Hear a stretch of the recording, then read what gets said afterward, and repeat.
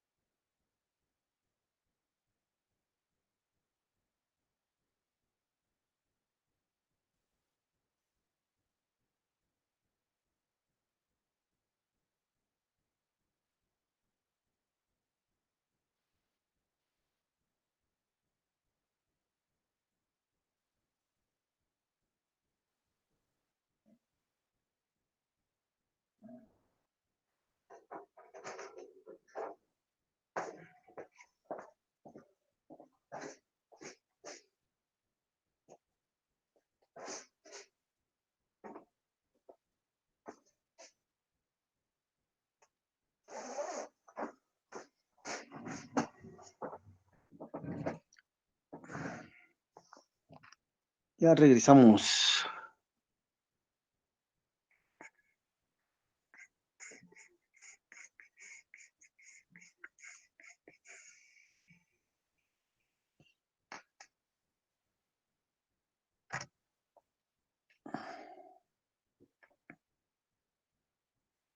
Ok.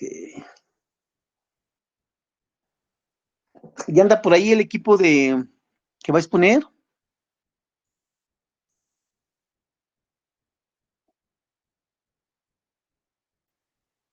Hola, prof. Sí, yo ya estoy aquí. No sé si mis compañeros ya entraron. Sí, Ok, ya, bueno, hay otro aquí del equipo, igual. bueno, Falta un vale, compañero de llegar. ok. Ay, perdón, tenía mi micrófono desactivado. Ya.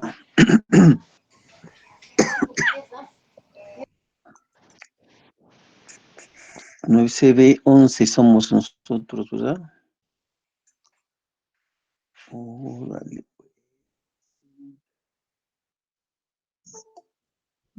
3, 4.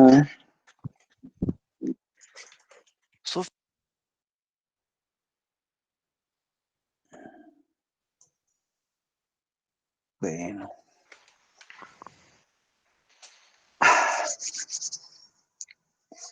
¡Sas, jóvenes!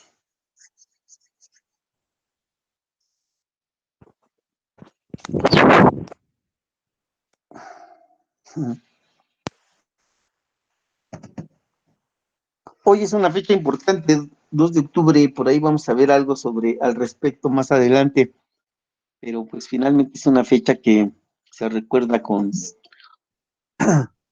ganas de luchar, con ganas de cambiar el mundo, con ganas pues, de hacer cosas para que la vida y la sociedad sea mejor. Bueno, quién sabe, cuando llegue el momento espero que podamos comentar algunas cosas al respecto, ¿vale?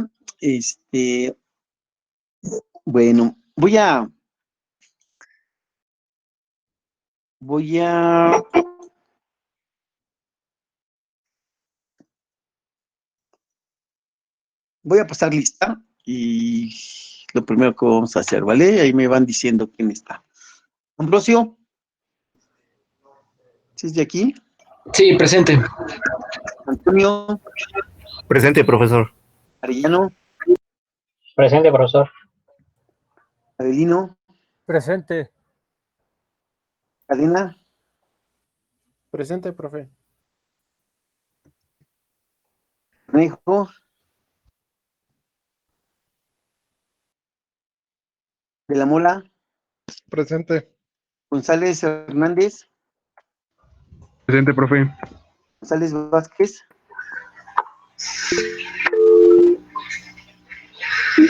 Puse en el chat que presente, profe. Herrera Lomelí, gracias.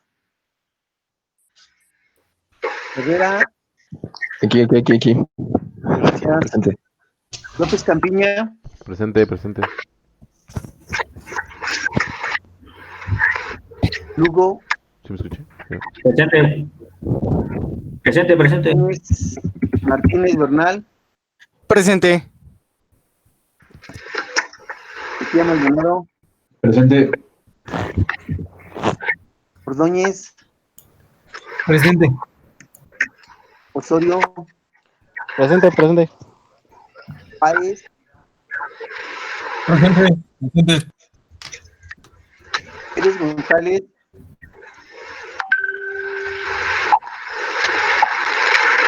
Ramírez Jiménez, Presente, prof. Reina Pacheco, Ruiz Ignacio, Presente. Luis Munguía, Presente, profe. Luis Rodríguez, Presente. Sánchez Flores, Presente, profe. Párez González, Presente. Aquí. gracias, Trujillo Sánchez, Presente. Centeno Molina, Presente. ok. ¿Falta alguien de la lista? Profe, a mí creo que me saltó. Es que no. Hernández, ¿qué eres? Cruz. Sí, tienes asistencia, Oscar. Gracias, profesor. ¿Alguien que tenga alguna duda o algo por ahí? ¿Nada? Ok. Bueno, pues vamos a dar inicio, ¿no? El día de hoy nos toca revisar, pues, lo que vendría a ser una introducción hacia lo que es la historia de la globalización, en donde vamos a revisar ahí algunos pormenores de cómo se va gestando una circunstancia que resulta central. En términos prácticos, algo que van ustedes bueno, que espero que, si es que hicieron la lectura todos, algo que está presente en la lectura es que en realidad lo que trata de hacer el autor es ver la forma en que está ligado el desarrollo económico que tienen las sociedades, en este caso los europeos, para poder impulsar lo que vamos a conocer como la globalización, ¿no? Y al mismo tiempo se va convirtiendo en, digamos que una historia acerca de lo que vendríamos a considerar como el desarrollo del capitalismo. Este es un elemento central, ¿no? Está unido, es muy cercano, la forma en que se están influenciando el desarrollo de lo que es de lo que es el desarrollo capitalista, de lo que conocemos como sistema capitalista, junto con el desarrollo de la globalización. Quisiera, antes que inicie la exposición, si pudiéramos comentar entre ustedes, cómo identifican o qué saben o cómo describen la forma en que es la sociedad capitalista, ¿no? Esta sociedad en la que vivimos, en la que estamos inmersos, digamos, ¿cuáles serían las características que podemos encontrar en ella?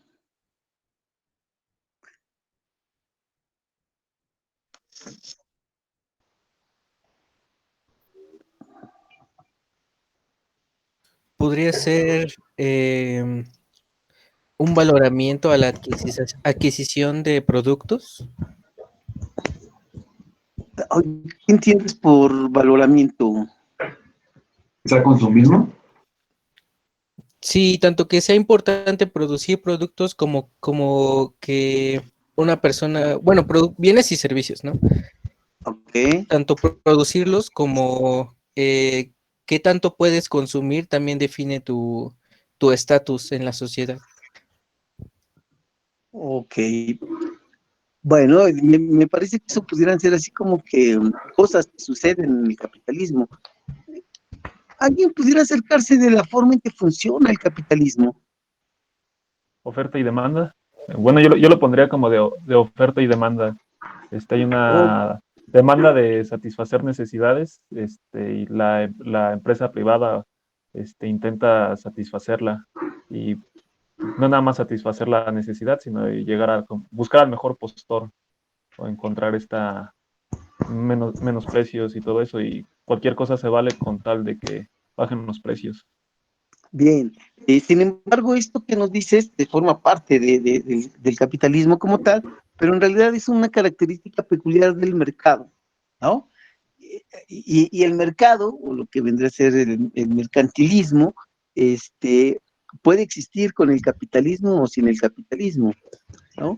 Aunque yo insisto, por una parte esencial el mercado de hoy, el sistema capitalista, pues bueno, esto que nos señalas es parte estructural de lo que son los mercados. ¿Alguien más? ¿Alguna idea? Yo, profe, bueno, ¿Tú? según yo lo que es el capitalismo bueno, se encarga como de generar una necesidad en alguna persona o en la sociedad. Por ejemplo, a un ejemplo muy sencillo, ¿no? La necesidad de atención médica.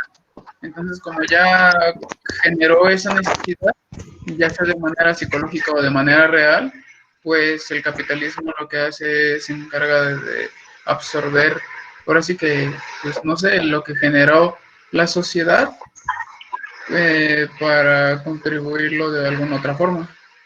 Ya. Está interesante lo que planteas. Sin embargo, me parece que es más una condición de lo que hoy llamamos mercadotecnia, ¿no? Y entonces, insisto, está también y es una de las prácticas del sistema, me parece que es más bien allegado a lo que vendría a ser la mercadotecnia. ¿Perdón, Antonio? Profesor, ¿podría ser que el gobierno le dé entrada al sector privado? Ok. En Yo realidad, creo, ¿alguien más saberme? bueno, yo iba a decir de que creo que más bien se basa en que la sociedad se basa sobre el mercado abierto y con Ah, eso entran, bueno, mundial, y nos afectan todas las culturas, ¿no? ok, Que es algo del capitalismo. de acuerdo. O sea, creo entender la idea. ¿Bien, alguien más? Yo, profe, Sí. yo pienso que el capitalismo pues también puede ser eh, invertir recursos para generar todavía más recursos y pues acaparar lo máximo posible y ya. Ok, bien. Bueno, miren, yo insisto, ¿no? Creo que todo lo que nos dicen forma parte de lo que pudiéramos establecer son peculiaridades o características de las prácticas de lo que es el capitalismo. Eh, para, para Marx, el capitalismo es un sistema o modo de producción, ¿no? Los modos de producción es la forma, vamos a decir, eh, preferente o mayoritaria o hegemónica de cómo se produce en una sociedad determinada.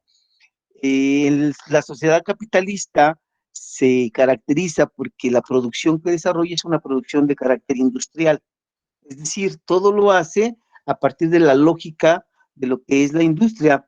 Y la industria, su fin fundamental es la creación de una cantidad, pues lo más grande posible de lo que son los productos, ¿no? Los productos que va a ofrecer. Y dentro de esta circunstancia, lo que se requiere es la conformación de dos clases sociales que son antagónicas o que son opuestas.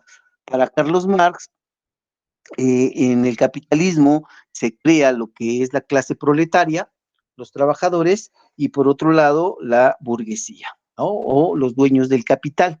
A partir de la conformación de estas clases sociales y del rol que tiene cada uno de ellos, uno como dueño de los medios de producción y el otro como el que vende la fuerza de trabajo, se puede establecer una forma de producción en donde el capitalista se apropia de, digamos, el exceso de trabajo para producir un producto que le permite obtener ganancias, ¿vale? No sé si lo volví demasiado complejo. Para poder desarrollarse el capitalismo necesita fundamentalmente del mercado y de las prácticas del mercado.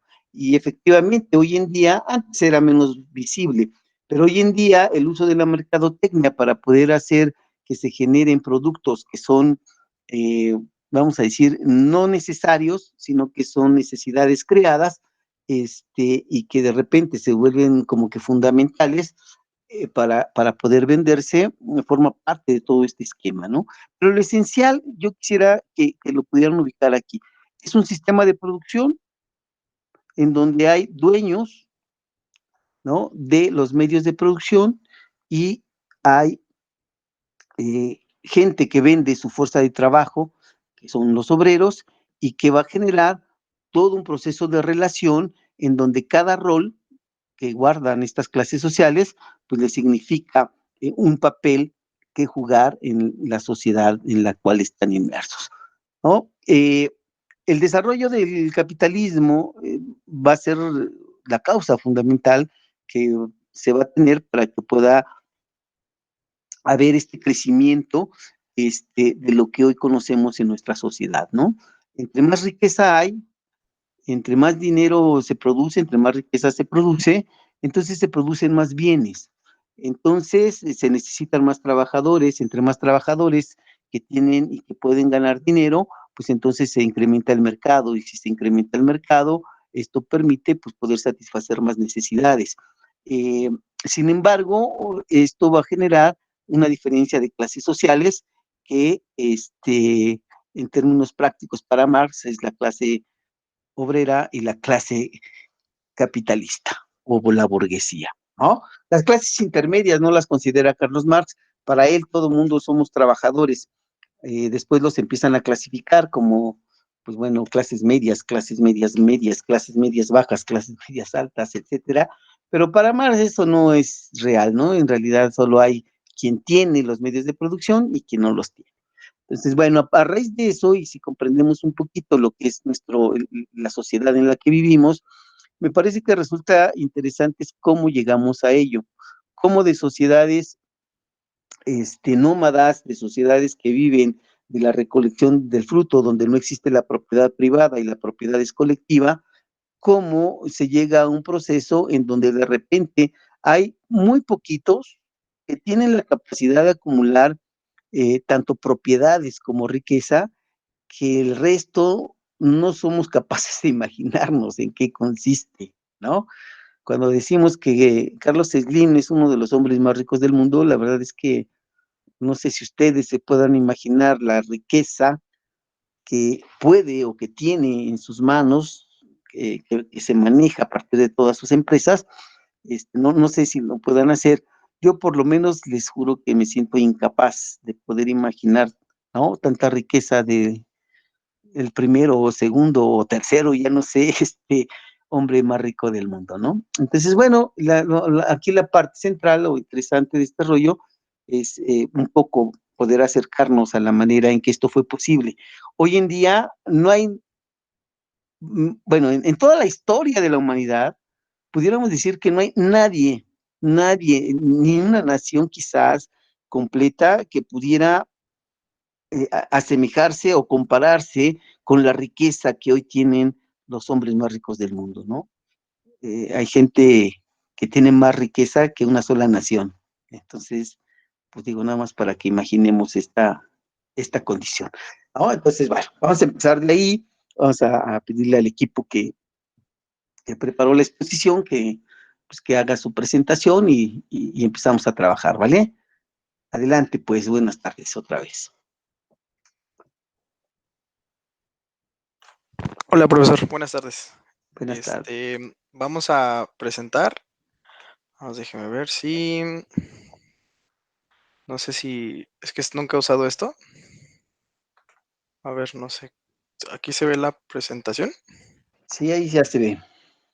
¿Aquí ya se ve? Ok, Sí, así es. perfecto. Bueno, pues nosotros somos el equipo 1. Vamos a exponer acerca de lo que son los antecedentes históricos de la globalización. Y nos tocó el tema 1.1, que es historia de la globalización. Nuestro equipo está conformado por 5 personas, que es Arellano Bravo Andrés Efraín, de la Mora Salazar Francisco Emiliano, un servidor Hernández Cruz Oscar Alejandro, Osorio Pérez Noé Alejandro, Ramírez Jiménez David. Y pues bueno, decidimos comenzar con una pequeña introducción, que es un texto que hace énfasis en el inicio de este tema, que dice lo siguiente. Dice, esto es un inicio de las tendencias globalizadoras, se produjo a partir de la segunda mitad del siglo XV, es decir, a partir de los grandes descubrimientos marítimos y de la conquista de nuevos territorios, el continente americano entre ellos, por parte de las potencias navales europeas. Vamos a profundizar un poco más adelante esta frase que escogimos del texto. Como ya bien lo mencionamos, la primera parte del texto nos habla de cómo los romanos fueron como la primera civilización que se concentró en tener una economía. En la primera imagen, que es la que tenemos de este lado, podemos ver unas monedas que ellos ya comenzaron a utilizar para justo establecer este tipo de economía. Como bien sabíamos, pues anteriormente se utilizaba lo que era el trueque, que fue como iniciar justo este tipo de intercambios de cosas que tenían un bien económico, que tal cual no era en ese momento lo que se plantea hoy en día, pero bueno, estas eran unas monedas que se comenzaban a usar y que fue como ellos lo comenzaron a implementar. Dentro del mismo, esta es una introducción, porque después vamos a ver como más a detalle todos y cada uno de los temas. Después vamos a hablar un poco de cómo el descubrimiento de América, pues influyó mucho en lo que es el Renacimiento, que más adelante lo vamos a ver. Y pues bueno, aquí tratamos de plasmar lo que fueron las rutas que se hacían, esto para realizar lo que es el intercambio de bienes de América, que principalmente fue la plata y el oro, hacia lo que fue Europa. Y pues bueno, al finalizar vamos a hablar acerca un poco de cómo es que se han estado la globalización en diferentes partes del mundo y prácticamente en qué partes de cada siglo. Entonces, vamos a partir de lo que es ya el primer tema, que nos dice que es el Renacimiento. Aquí tenemos dos partes que fueron las principales, que a partir de este renacimiento, no el renacimiento cultural, se podría decir, sino que nos vamos a enfocar más a lo que fueron dos, el poder político y el poder del surgimiento del desarrollo, que va a ser en lo que nos vamos a enfocar nosotros, que es lo que vamos a ver ahorita. Dentro de estos dos escenarios, que es el poder político y el surgimiento del desarrollo, tenemos el financiamiento económico, que dentro del financiamiento económico vamos a ver todas unas grandes inversiones que fueron las que lograron que salieran de Europa y pudieran conquistar pues lo que fue América.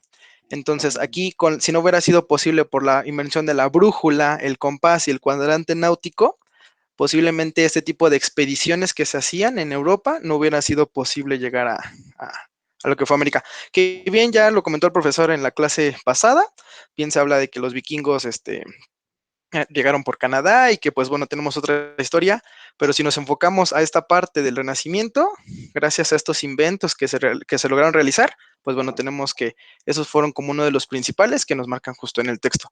De la cultural, pues bueno, como ya sabemos, pues tenemos a Leonardo da Vinci y muchos escultores que fueron muy, pues digo, la verdad es que son impresionantes las obras de arte que lograron para la época en la que estaban.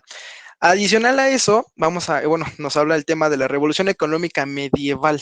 En este caso, pues bueno, como ya lo comentamos al principio de la clase, la acumulación del capital y que esto nos hacía que fuéramos creando bienes. Y estos bienes, pues, nos van dando muchísimo mayor poder para, pues, saber que dentro del país, pues, todo va saliendo, pues, de bien.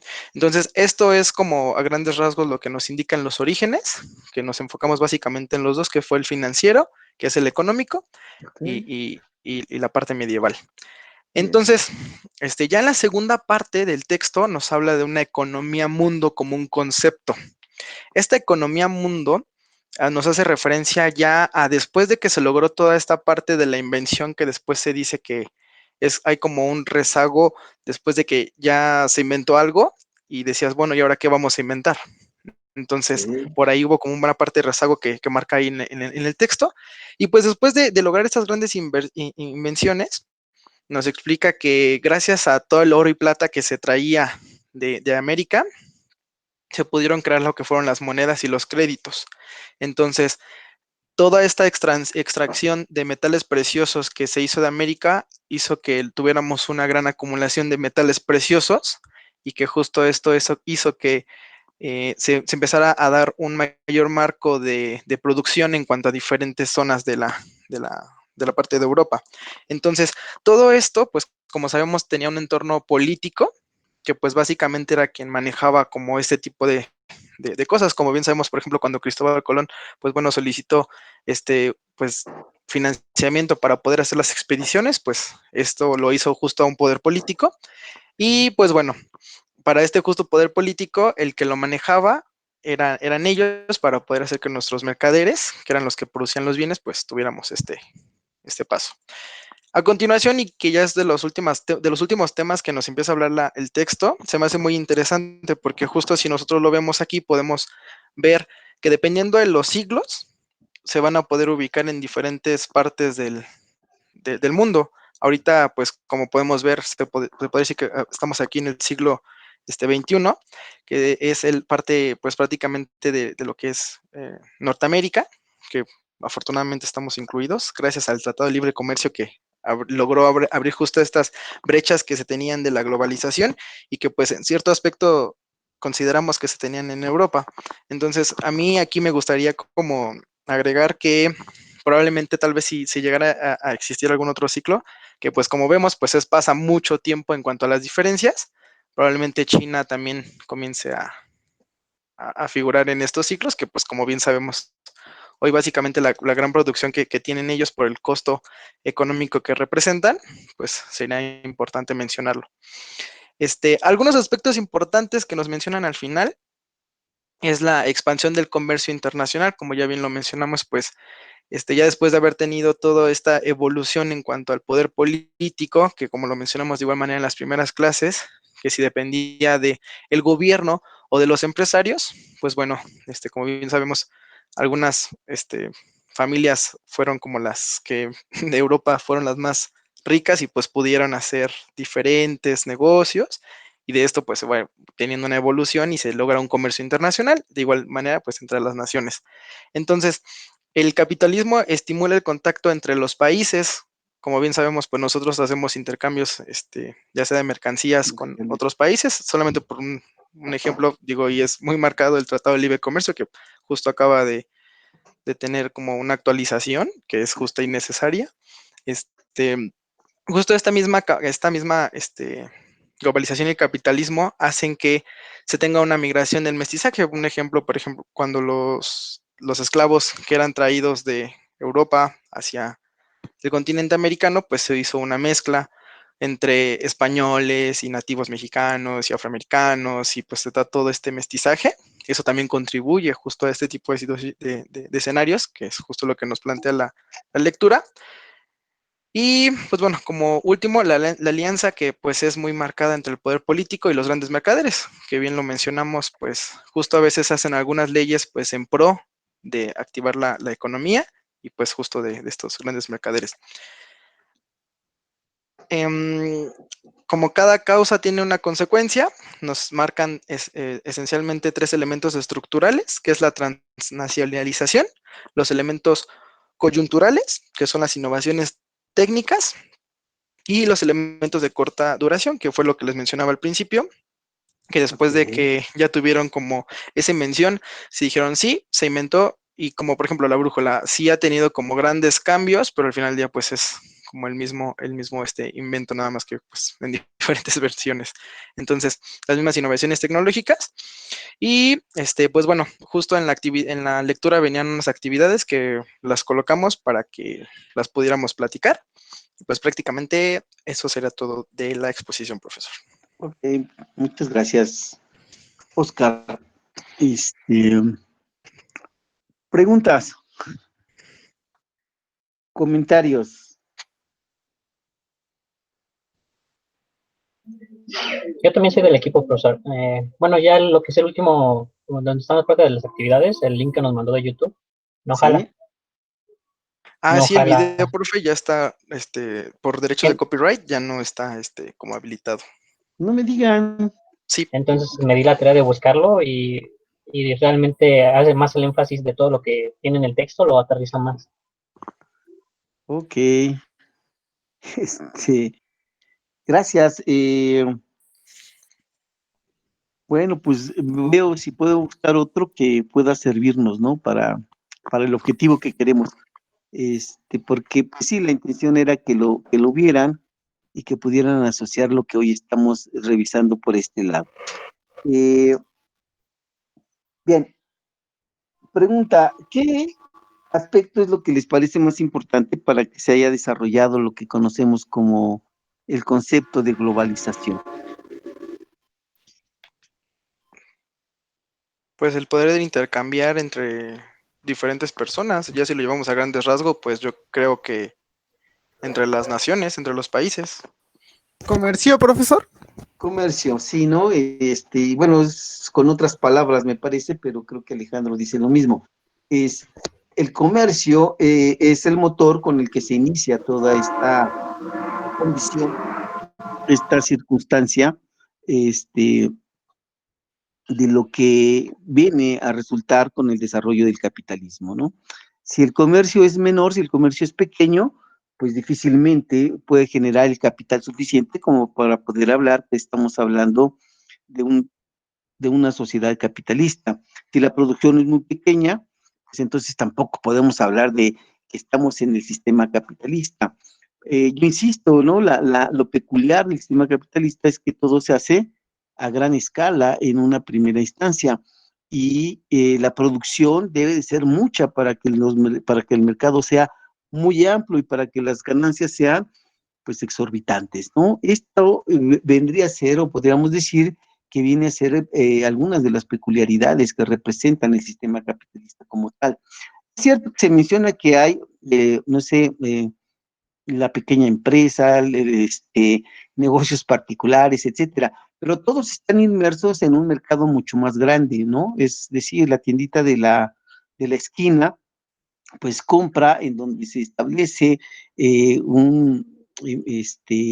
una bodega de alimentos, que a su vez compra alimentos a una empresa transnacional que produce o que genera el flujo y el mercado de dicho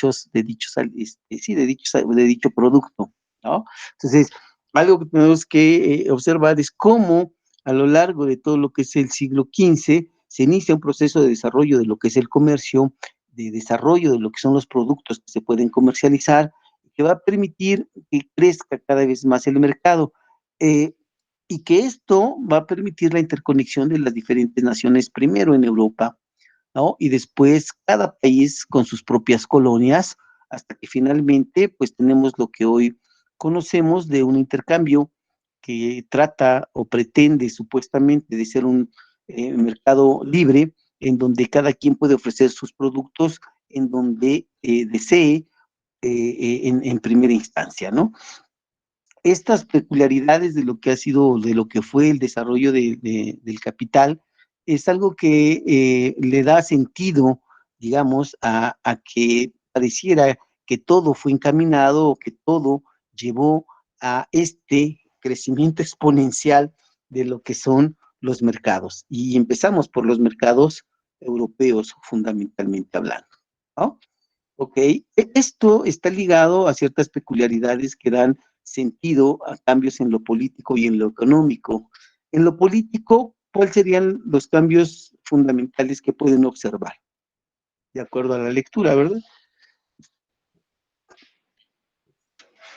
Prof, yo un punto que vi que decía que parte del poder político lo estaban enfocando hacia el poder militar. Entonces, al enfocar más recursos hacia la fuerza militar, era como muchos de los países potencia empezaban a adquirir su poder. Al tener más recursos por parte del comercio, tenían más disponible para invertir, si así lo quiere ver, en el aspecto militar y así poder aumentar su poder. Entonces, de esa forma iban como complementando el poder político con el poder militar para como reforzar sus ideologías y sus métodos sobre otras naciones. Claro. Bien. Aquí hay algo así como que, ¿qué fue primero, si el huevo o la gallina? ¿Qué es lo que permite que se fortalezca el poder político? Y algunos dirían que es obviamente el asunto del pago de impuestos por parte de la gente que tiene capital, que tiene dinero y que permite que se fortalezca el Estado, ¿no? Porque el Estado pues no es dueño de medios de producción. Y esto va a permitir que, como dice el compañero, pues bueno, al generar la necesidad de proteger y de proteger fundamentalmente al que tiene, pues entonces es como se van a formar todo lo que viene a ser la circunstancia de defensa, ¿no? El asunto de las Fuerzas Armadas. La otra circunstancia es al revés, ¿no? Que tanto un poder político fuerte puede coadyuvar para que se desarrollen los grandes capitales, ¿no? A partir del apoyo del Estado. Es una naturaleza, la naturaleza, perdón, de esta relación es de naturaleza simbiótica, es decir, van juntos, ¿no? Van de la mano. En la medida en que uno crece, el otro se fortalece, y en la medida en que uno se fortalece, el otro crece. Entonces, yo insisto, esto está completamente ligado. La alianza entre los mercaderes, en este caso, que después fue con los capitalistas como tal, con el Estado, es una relación, digamos que necesaria para que se pueda establecer este crecimiento, ¿no? Los ejércitos nacen no necesariamente para defender y a toda la población, ¿no? Quien ha visto algunas de las series que pasan hoy en Netflix, eh, no sé, imagino, ¿alguien ha visto Vikingos? No, Sí, pues, profe. Sí, bueno, es una serie que se las recomiendo, me parece que vale la pena. O hay otra por ahí que se llama, me parece que así tal cual, El Reino, ¿no? Y estas series tienen la peculiaridad de mostrar cómo en realidad cuando se generaba una invasión por parte de vikingos, pues el feudo se cerraba, ¿no? Y los que pudieron entrar, pues van a ser defendidos, y los que no pudieron entrar y tenían que estar en la comarca, pues que Dios los ayude. Entonces, ¿quiénes vivían dentro del feudo? Pues fundamentalmente la clase que está en el poder, ¿no? Los clérigos, ¿no? La gente de la religión, y obvio la gente que tiene el dinero. El resto, pues bueno, que se las arreglara como podía, y la gente que estaba armada para defender, pues bueno, defendía a esos que estaban ahí dentro del feudo, ¿no? Obvio hay contraataques también, y después se vuelve la necesidad de poder luchar por el territorio, porque si no los vikingos se apoderaban de todo. Pero ese tipo de series es un ejemplo de cómo la alianza que se va a tener entre la gente que representa el poder político y la gente que tiene el dinero, que en este caso la iglesia era un actor principal, es una relación simbiótica, ¿no? No pueden estar separados. Los dos tienen que, digamos, luchar o fortalecerse, unirse para poder alcanzar objetivos.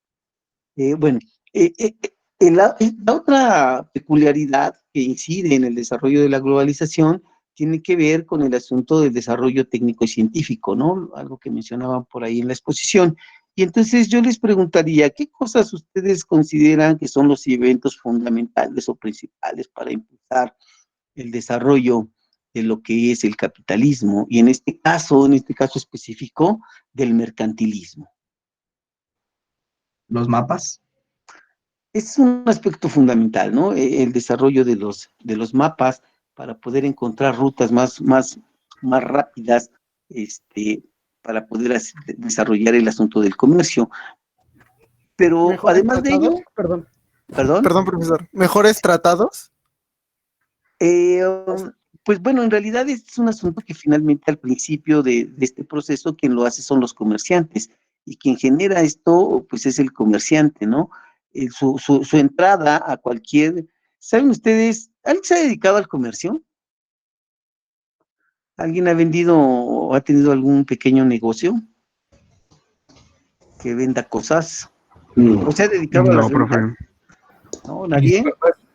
Mis papás tienen una tienda de abarrotes. Ok. Y en todo caso le preguntaríamos aquí al compañero, ¿no? ¿Qué tanto sabe de cómo funciona la tienda de abarrotes? Es decir, ¿qué cosas son necesarias para que pueda crecer ese negocio? O vamos, por lo menos que siga vendiendo. Para que siga vendiendo, pues... Sí, si no puede crecer, a lo mejor se mantiene, ¿no? Entonces, eso es lo importante. ¿Variedad de productos? Bueno, pues es parte del asunto, ¿no? En la medida en que vende un producto que la gente quiere, en esa medida se mantiene, ¿no? Si ofrece productos que le demanda la gente, pues entonces, en realidad el trato es con quien compra, ¿no?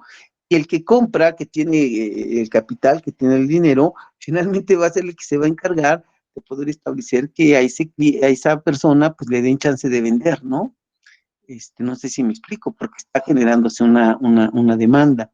Y entonces, pues finalmente el Estado, el gobierno, pues termina por proteger a ese que está ahí, ¿no? Aunque obvio, también se pueden establecer ciertas condiciones para que el otro, el que está en el Estado, pues bueno, pueda sacar provecho de esa relación y de ese vínculo, y es por eso que cobra impuestos, ¿no? ¿A cambio de qué? En un primer momento, y en ese entonces era por seguridad, ¿no? Esta viene a ser una condición necesaria, porque obvio, si yo sé que el papá de Miguel Ángel, si es Miguel Ángel, tiene dinero, pues capaz que voy y lo asalto, ¿no? Y pues obvio no le va a convenir, entonces, ¿qué necesita el papá de Ordóñez? Que alguien lo proteja, ¿no? Entonces se empieza a establecer este vínculo y esta relación. Vuelvo a insistir, esto lo que lo podemos imaginar a pequeña escala, piénselo a gran escala, y también hay prioridades. Hoy el Estado no protege a las tiendas de abarrotes, le vale un reverendo pepino, aunque paguen impuestos, ¿no? Sin embargo, ¿quiénes son los negocios a que sí protege, a los que sí cuida? Pues a las grandes empresas, a los grandes consorcios, ¿no? Ahí sí hay vigilancia. ¿Me explico? Ahí sí se establecen condiciones para que, bueno, más o menos el que está en el negocio no pierda, porque si pierde se va, y si se va, pues no le conviene al Estado. ¿Estamos bien? Es más o menos, yo insisto, la forma en que va funcionando, ¿no? Este sistema, cómo se va creando, y que hoy en día, pues es la parte peculiar del funcionamiento de este sistema en el que vivimos. ¿Vale? Ok. Sin embargo, algo que les preguntaba yo era en esta condición, hasta qué grado y bajo qué condiciones el tipo de conocimiento, el tipo de inventos que en un momento dado, yo insisto, ¿no? Fortalecen el desarrollo de lo que es este sistema mercantil y el desarrollo de lo que viene a ser pues después el capitalismo, ¿no? Ya Alejandro nos decía que están los mapas. ¿Qué otra cosa se señala por ahí?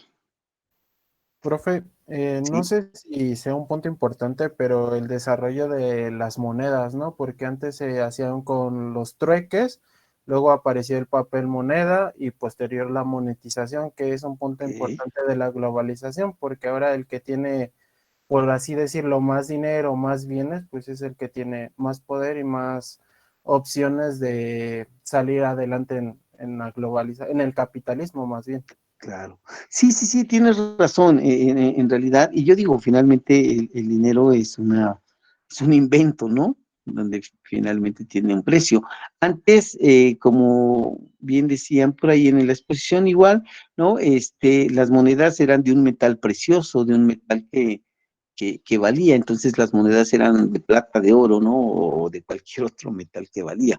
Hoy en día ya no llegamos a eso, ¿no? Con las famosas tarjetas de crédito se supone que todo se vuelve virtual y entonces ya ni siquiera circunstancia del flujo económico necesitamos para poder establecer los intercambios, ¿no? Y bueno, en muchos sentidos puede ser una ventaja, pero en términos generales, pues bueno, quien mantiene la posesión de dichos metales, pues sigue asegurándose dicha posesión. Es un comentario aparte.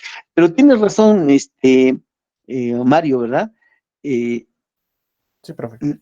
La parte central de este proceso, efectivamente, es la creación del dinero como la forma principal para poder intercambiar. Cuando se generaliza, cuando se universaliza, como lo llama el autor, va a ser uno de los aspectos centrales para el desarrollo de capitalismo, ¿no? Yo insisto, lo que más produce el capitalismo es el intercambio de bienes, ¿no? Esto viene a ser la parte central y bueno, cuando se establece la moneda es mucho más fácil poder desarrollar estos intercambios y facilita, obviamente, ¿no? Estas relaciones económicas y facilita el desarrollo del mercantil como tal. Del mercado, perdón, como tal, ¿no? Ok, ¿alguien más, algo más sobre qué se inventa para que se desarrolle el mercantilismo? Bueno, creo que también algo importante es el desarrollo del equipamiento y de todo lo que se utiliza durante la guerra, Claro. porque parte importante del primer acercamiento entre naciones y continentes, pues no fue algo amistoso, sino que fue de conquista, fue Claro. de imponer tu sistema ante otros sistemas. Y justamente es ese medio lo que empieza a desarrollar tanto, claro que el armamento, pero también medios de transporte a través de continentes o a través de países. Definitivo, definitivo, Alberto. Esta característica que señala el compañero es esencial, ¿no? Sin los medios de transporte, el comercio no es posible a la escala en que se desarrolla en el capitalismo. ¿No? Entonces, si antes en Europa lo más que se tenía eran los animales de tiro, ¿no? Las carretas, etcétera, pues bueno, imaginen cuando se puede desarrollar el asunto de el transporte marítimo, eso cambia todo el escenario, ¿no? Pero además, cuando son capaces de construir estas grandes naves, que son capaces de atravesar el océano, eso cambia todo, absolutamente todo, ¿no? Los vikingos eran grandes navegadores, pero nunca hicieron naves de esa envergadura, ¿no? Nunca. Y entonces, digamos que la creatividad de lo que desarrollan los europeos es algo que hasta ese momento, pues, viene a formar parte de lo que les da el impulso para convertirse en los hegemónicos, ¿no? Y aquí me parece que sigue siendo una constante. Cuando en el sistema capitalista alguien crea algo que impacta el proceso de producción, que lo estimula, ¿no? Cambia absolutamente todo y entonces se pueden hacer las grandes fortunas, ¿no? Y digo, regresamos a lo que ustedes ya conocen y que es muy cotidiano y popular mencionar, ¿no? Cuando se crea el asunto del Internet, pues parecía que no era nada, ¿no? Y hoy en día, pues, no sabemos qué significa, ¿no? Y esta condición, yo insisto, es algo que los europeos son capaces de realizar. El uso de la pólvora, que para los famosos chinos era para recreación, bueno, cuando se implementan las armas de fuego, lo mismo, ¿no? El poder de conquista que desarrollan los europeos no se compara con nada de lo que había antes en la historia del hombre. Y entonces son capaces de poder pues lograr conquistas que quizás nunca se hubieran imaginado, ¿no? Entonces, estas condiciones, déjeme comentar algo específico, esto, como dice el compañero, primero se da por imposición, se impone que las cosas sean como resulta el vencedor, ¿no? Porque nadie lo hace por la buena. Estamos acostumbrados a estar en la comodidad, entonces si alguien nos pediría que cambie, pues les juro que nadie quisiera cambiar. Pero cuando se ve obligado por las circunstancias, pues yo insisto, ¿no? Por lo regular siempre es a través de la fuerza. Y en este caso, pues bueno, los famosos europeos tienen esa peculiaridad. Es curioso, y solamente así como para recreación. Ustedes, pues, si pudieran imaginar por qué carambas a los europeos les tocó esa parte en la historia de la humanidad.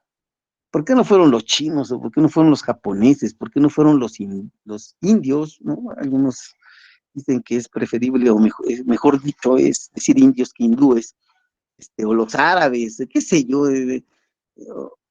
cualquier grupo social que se puedan imaginar. ¿Por qué no fueron ellos? ¿Por qué fueron los europeos? ¿Alguien pudiera aventurar una respuesta? Quizá porque convivían ahí con otras culturas del Mediterráneo, ¿no? Andaban bueno, el comercio entre ellos era muy abundante. Okay. Ahí estaba Medio Oriente y Oriente. Claro. Entonces, pues puedo propiciarlo. Bien. Pues, Okay. yo creo, ¿no? ¿Podría ser porque tenían mayor tecnología? Sí, claro, pero el asunto es que la tecnología no les llegó solo, ellas la crean por la necesidad, Ángel, ¿no? La necesidad es la que los obliga a desarrollar tecnología. ¿Por qué otros pueblos no lo desarrollan? Ahí viene la pregunta y la interrogante, ¿no? Desarrollaron muchas otras cosas, eso te lo puedo asegurar, ¿no? Sí.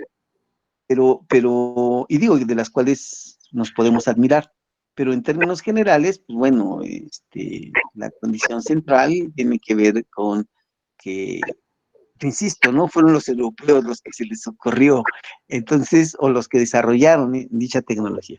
Entonces, no, creo que mucho tiene que ver con lo que decía también el compañero Herrera, ¿no? Hay un aspecto que resulta fundamental, y que es que entre más gente hay, se generan mayores necesidades. Y entonces el intercambio que existe entre la gente permita que, como dicen, que dos cabezas pisen más que una, bueno, 100, 10, 1000, las que ustedes cuenten, pues van a pensar mejor, ¿no? Y eso también obliga a generar mayores necesidades y mayor creatividad. En cambio, las sociedades que son un poco más, vamos a decir, separadas, pues generan otro tipo de proceso. Pero algo que es esencial, y déjenme nada más dar un acercamiento a esto, tiene que ver con las costumbres, con la religión, con la forma en que se explica la naturaleza de lo que son las cosas, ¿no? Se dice que gran parte de no querer transformar o cambiar la naturaleza tiene que ver mucho en las sociedades asiáticas, fundamentalmente por su religión, ¿no? Nada más recuerden una cosa, se establece que en realidad, pues bueno, el hombre no necesita de las cosas materiales para poder alcanzar lo que ellos llaman el nirvana, por ejemplo, ¿no? Que para nosotros pudiera ser el cielo, y que para muchas de las sociedades que se desarrollan en Europa, generado por el asunto del protestantismo, superan de manera más rápida esta idea cristiana o esta idea de Dios, y entonces empiezan a pensar que el hombre, ¿no? Es, digamos que puede tener la característica o la peculiaridad de poder llegar al cielo aquí mismo en la tierra. No sé si me doy a entender, ¿no? Entonces, pues dejan el cielo para otros, superan la idea de Dios, y lo que les empieza a interesar a los europeos es el aspecto material, ¿no? El tener buenas condiciones de vida a partir de estos conceptos, y en donde entonces el ser humano, digamos que el hombre se ve que está tomando el lugar de Dios, ¿no? Y gracias fundamentalmente al desarrollo de lo que es la ciencia, ¿no?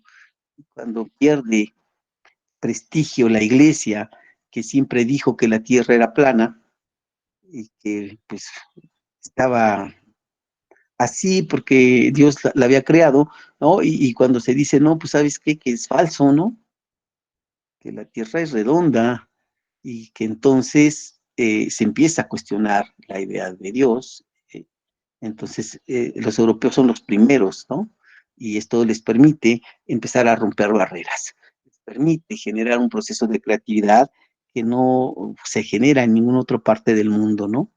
Los pueblos mesoamericanos, bueno, pues, todavía les faltaba bastantito para llegar a ese punto, y los asiáticos a la fecha, ¿no? Vamos, son como muy centrados en este aspecto de poder encontrar, perdón, la realización no en las cosas materiales, sino en las cosas espirituales. Y esto cambia la esencia de cómo se enfrenta el hombre hacia las cosas materiales. No sé si me doy a entender. ¿Sale? Bueno, ¿alguna pregunta, algún comentario? No, profe. ¿Nada? ¿Nadie? No, profe. Bueno, entonces miren, vamos cerrando la parte, no sé si a partir de lo que estamos estado comentando les queda un poco más claro el desarrollo de la exposición. Lo más importante y lo que cierra el autor, me parece, es precisamente la explicación de cómo se van formando los ciclos sistémicos. Los ciclos sistémicos son, digamos que importantes para el desarrollo del capitalismo, porque siempre en una sociedad, digamos que el liderazgo que tiene una nación va a imponer y va a determinar la forma en que funcionan los demás, ¿no?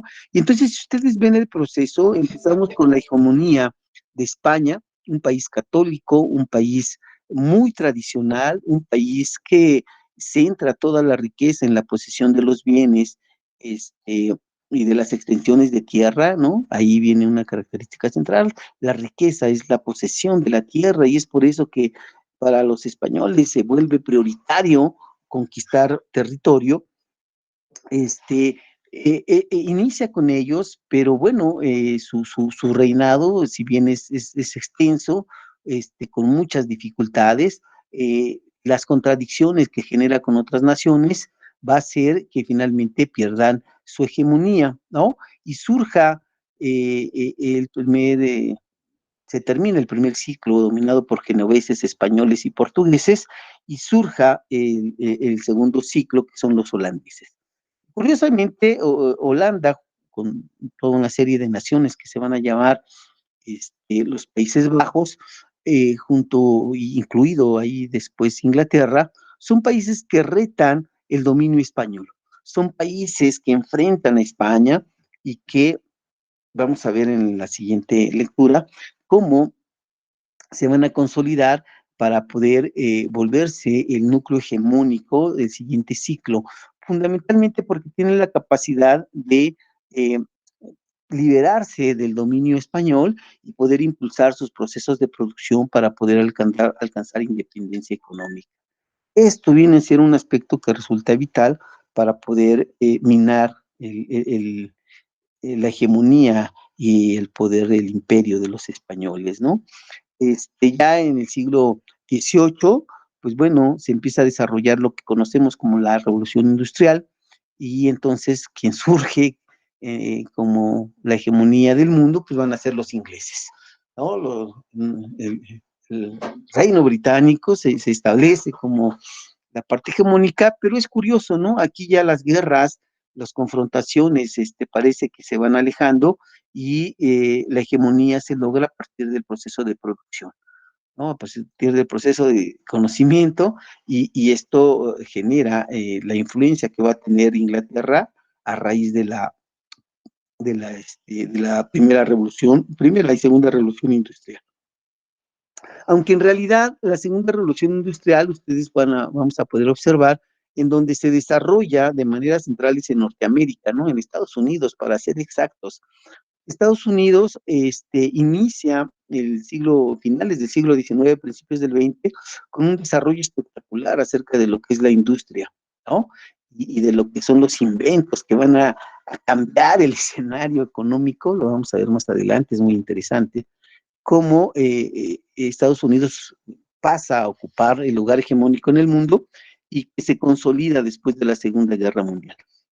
Insisto, la verdad es que me parece bastante interesante, ¿no?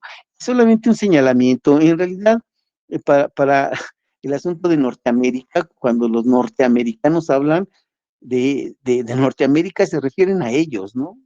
Canadá y México no contamos en ese contexto. Es más, al contrario, Estados Unidos diría que los mexicanos pertenecemos al sur o al centro de América, ¿no? Sin embargo, bueno, hay intereses.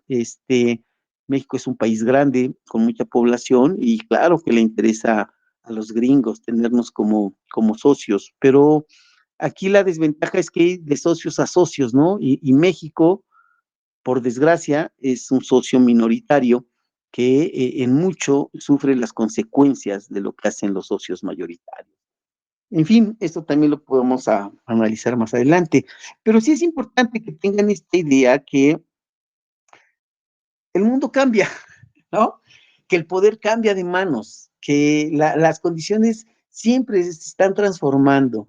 Imaginen para lo que era a los españoles pertenecer al Imperio Español en el siglo XVI y convertirse en los amos del mundo. ¿Se puede imaginar lo que sentían los españoles?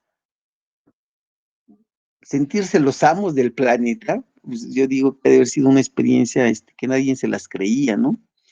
Y cuando eso pasa de pueblo en pueblo y que va generando diversas características, pues bueno, va marcando su sello, ¿no? ¿Qué fue mejor, el Imperio Español que el Imperio Británico o que el Imperio hoy de los gringos? Híjole, me cae que para ellos, pues fue lo mejor. Para los que padecen ese imperio, pues la neta es que ninguno, ¿no? Y el problema es que me parece que a la fecha, desafortunadamente, México no ha podido librarse de la influencia de los imperios, ¿verdad? Esa debe ser una peculiaridad. En fin, termino con lo último que dice el autor en relación a que hay características centrales que me parece tendríamos que tener claras. El desarrollo del capitalismo, lo primero que requiere es la acumulación de capital. La acumulación de capital se va a dar gracias a la extracción de riqueza que van a hacer los europeos de todas las naciones que conquistan, ¿no? De todas las colonias que tienen, los europeos sacan riquezas inimaginables, ¿no? Nunca en la historia de la humanidad se había sacado tanta riqueza, tanta plata, tanto oro como de Mesoamérica y específicamente de la Nueva España. Nunca, y esto va a generar que, bueno, los países europeos se apropian de dicha riqueza y que les dé todos los insumos para convertirse en las naciones del primer mundo que hoy son, ¿no? ¿Por qué? Por esa acumulación, es como si hubieran ahorrado mucho gracias pues a pueblos como el nuestro, y que está inmerso en eso, ¿no? ¿De dónde han sacado la riqueza? De básicamente todo lo que conocemos como materias primas, ¿no? En un momento fueron metales preciosos, después fue petróleo, después fueron, ¿qué les gusta? Diamantes en África, en fin, ¿no? Materia prima en general. Y la apropiación de tal riqueza por parte de los europeos, por la fuerza y por el desarrollo tecnológico que tenían, pues es lo que le permitió imponerse al resto del mundo, ¿no? Y digo al resto, con diferente condición, con diferente circunstancia, pero finalmente lo hicieron. Bueno, espero yo que de manera general esto les quede claro. En ese viaje se crean las alianzas entre el poder político y el poder económico, ¿no? Que son uno de los principales. En ese devenir se establecen los roles de cada quien juega, qué papel juega, pero es un hecho que los poderosos se unen, ¿no? Para poder controlar y manipular a los más débiles, que son muchos, y que para poder controlarlos, pues necesitan de mucha fuerza, y para eso tienen fuerzas armadas, ¿no? Ejércitos y demás. Y la otra parte con la que quiero concluir, que también lo hace el autor, es que ahí podemos identificar a lo largo de la historia momentos que son claves, ¿no? El autor lo llama que hay cambios estructurales. Cuando hay un cambio estructural, quiere decir que se transforma de manera radical el sistema, ¿no? Un cambio estructural significaría, por ejemplo, el paso de la sociedad feudal al paso de la sociedad capitalista. La estructura económica se cambia, las formas de producción se cambian, surgen nuevas clases sociales, se establecen transformaciones radicales en materia de lo que es lo social y lo económico, ¿no? Entonces, a eso vamos a llamar estos cambios estructurales. Después le llaman cambios, no me acuerdo el concepto, coyunturales, ¿no? Los cambios coyunturales son cosas que pudieron haber pasado o no haber pasado, pudo haber pasado otra cosa, pero el resultado pudo haber sido el mismo. No sé si me doy a entender, ¿no? Una coyuntura es como que una especie de casualidad, ¿no? Nos conquistaron los españoles, pero en ese devenir pudieron haber sido cualquier otro de las naciones que estaba en proceso de desarrollo, ¿no? Pudieron haber sido los portugueses. No fueron, pero quizás el resultado hubiera sido exactamente lo mismo, es decir, la invasión y la explotación y el robo y el saqueo, ¿no? O hubieran sido los franceses y el resultado hubiera sido igual, o los ingleses, ¿no? Y digo, fueron los españoles y ahí hay ciertas condiciones que se puede establecer. Hay gente que dice que fue una ventaja porque los españoles no diezmaron a la población, excepto a los aztecas, ¿no? A los aztecas sí les dieron en la madre, a los aztecas sí los extinguieron, pero bueno, ¿no? Quizás eso hubiera pasado con otras naciones que nos hubieran invadido, con otros pueblos. Los aztecas les dieron con todo porque además de que eran un imperio que podía resurgir en muchos sentidos, pues todo el mundo los odiaba, ¿no? Los aztecas fueron un pueblo desafortunado o afortunadamente, no lo sabría decir, que todo el mundo de los pueblos mesoamericanos pues, tenía resentimientos con ellos por la explotación que ejercían con los demás pueblos y culturas. Entonces, bueno, cuando llega el liderazgo de los españoles, los unifica, los organiza y les dice vamos a madrearnos a los aztecas, pues los madrearon, ¿no? Y los madrearon en serio. En fin, estos son, insisto, lo que el autor llama cambios coyunturales. Y finalmente están así, digamos, los cambios más superficiales y que finalmente se tendrían que dar de acuerdo al proceso de evolución, pero que están ahí presentes, ¿no? Y como dice el autor, pues, bueno, son las cosas que, como los inventos, las condiciones, digamos, mínimas que, tarde que temprano, según la historia, pues se iban a presentar, ¿ok?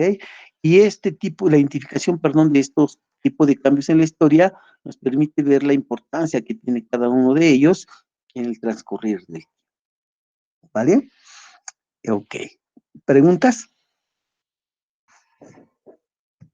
¿Ya se durmieron? No, profe. No, profe. Ok. Bueno. No, profe. Si no hay preguntas o comentarios, solamente me restaría decir, ¿alguien tiene problemas con este rollo de la inscripción? ¿Alguien de ustedes se ha inscrito después de este proceso de hasta el día de hoy, que se acabe de inscribir y no esté en la lista? ¿Todo el mundo está en la lista? Profe, pues yo ya tenía mis materias como inscritas, pero no, ayer me apareció finalizar la inscripción otra vez el botón y le di.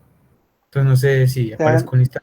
No sabes si aparece en el grupo. Te soy sincero, Ordóñez, no sé, pero creo que ya te anexé yo a la mía, ¿no? ¿O no? Creo que sí. Sí, ahorita que pasó los nombres, sí. Ok, si ya te anexé, pues por lo menos vas a tener asistencia conmigo. ¿Todo el mundo tiene equipo?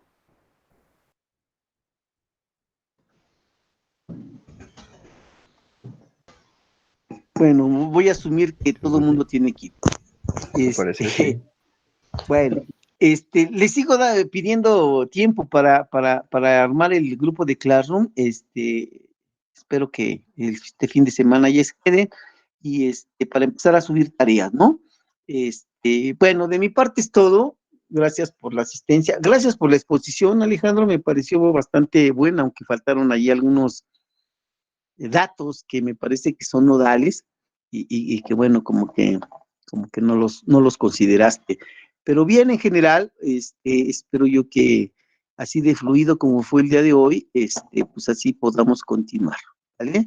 Si no tienen preguntas, si no tienen comentarios que hacer, pues me despido.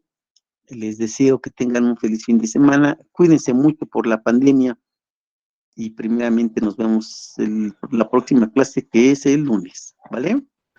Les mando el link. Gracias. Oigan, al jefe de grupo, no sé si ya me mandó su teléfono.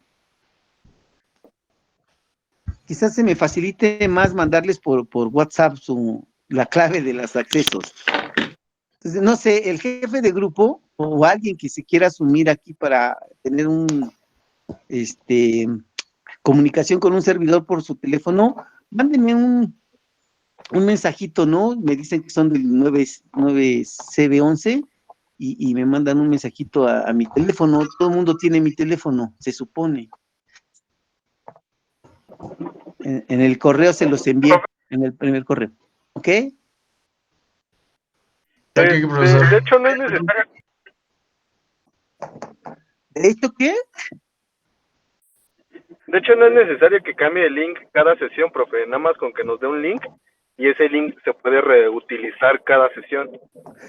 Yo me imagino que sí, pero te soy sincero, como aparté días para prácticamente todo el semestre, lunes, miércoles y viernes, lo que me di cuenta, por lo menos en esta primera semana, es que en cada sesión que aparté, cambia, pues, Meet cambia de manera automática el vínculo. Yo no sé si los siguientes lunes aparezca el link que les di el lunes, no lo sé, no lo he revisado. Si es así, pues nada más, entonces les digo, el link del lunes es el link del miércoles es y el link del viernes es ¿no? Es que le comento porque, bueno, con nuestros otros profesores nos dan un solo link y ese link lo hemos ocupado para todas las sesiones, sin importar la hora y eso. Entonces, usted puede generar un link solo de acceso para la clase y ya todos sabemos que solamente es el link. Bueno, ese es como recomendación.